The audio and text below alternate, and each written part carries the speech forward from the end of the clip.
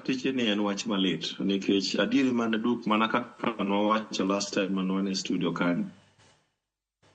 Nonego beni wang'iyo kaka county governments. Nito kichok wajabedo nwatimo test run kata dry run gi the health sector gi ratiro mar dakteche higni 12 nyaka noyud devolution. The biggest mistake we did as a nation ne handover mar the health sector ne the county governments. Naparo nikech gini there's been a failure. Ogirimiti osetim mang'eny kind county governments, national government kod dakteche. And gimana medo kwayo ni looking forward.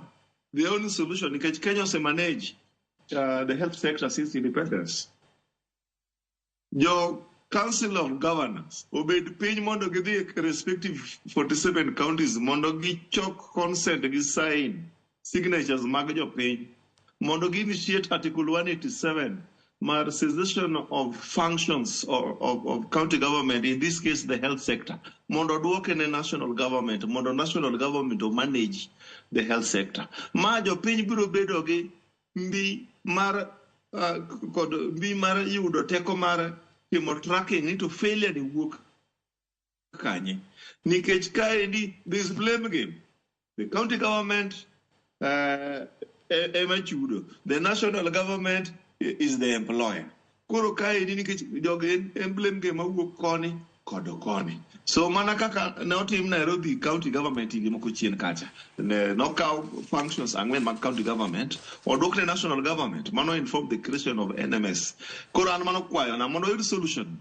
Nono to gini mitigi yuaruk biro bet nikech yuaruk ni okochakore sani. Erokamano ahinya gi wach ni mogik. Kennedy gi wach ni mogik sang' adowa kapok gad gi Patrick bendo chiwo wach gi mogik. Wach na mogik your health en ni